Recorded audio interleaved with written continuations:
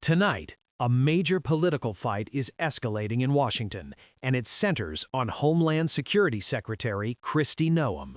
A group of House Democrats is now pushing to impeach her, accusing the DHS Secretary of serious misconduct, including obstruction, constitutional violations, and corruption. But here's the big question. Is this a serious attempt to hold power accountable, or political theater that won't go anywhere? Good evening, I'm Jack Reynolds, and this is The Jack Reynolds Show. We're breaking down what's happening on Capitol Hill, why Democrats say this moment matters, and why some members of their own party are warning this could backfire. This week, Congresswoman Alma Adams of North Carolina joined dozens of House Democrats in backing articles of impeachment against DHS Secretary Kristi Noem. The impeachment effort claims that Secretary Noem has abused her office in ways that violate both public trust and constitutional principles. According to the lawmakers involved, the accusations focus on three main areas. Number 1, obstruction of Congress. Number 2, constitutional violations tied to federal enforcement actions. And number 3, corruption or self-dealing.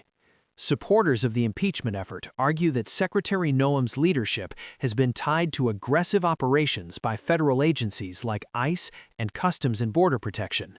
Some lawmakers claim those actions have led to Americans being stopped, detained, or mistreated, including U.S. citizens.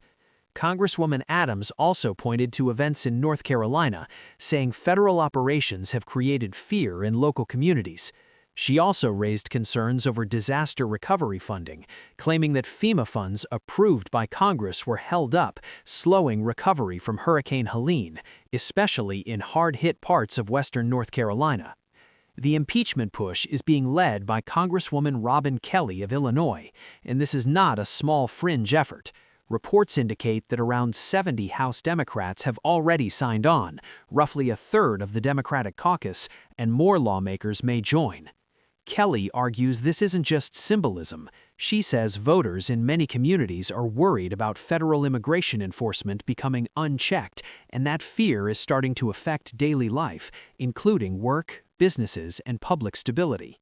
But not everyone in the Democratic Party is celebrating. Some centrist Democrats say impeachment could become a distraction, especially with inflation, affordability, and health care still dominating voter concerns. A few lawmakers have openly questioned whether the accusations rise to the level required for impeachment, or whether the process will simply become another political fight without real results. Behind closed doors, some Democrats are reportedly worried a House impeachment vote could put pressure on swing district members in difficult election races. And here's the political reality. Even if Democrats push this forward, Republicans currently hold the House majority. That means the effort is unlikely to pass, and even if it did pass the House, removal would require a 2/3 vote in the Senate, an extremely high bar that most observers say is nearly impossible under the current political balance. Meanwhile, DHS has dismissed the impeachment push as unserious and says Democrats should focus on their local issues instead. So tonight, the impeachment movement against Kristi Noem is growing fast, but it's also dividing Democrats and setting up another fierce showdown in Washington.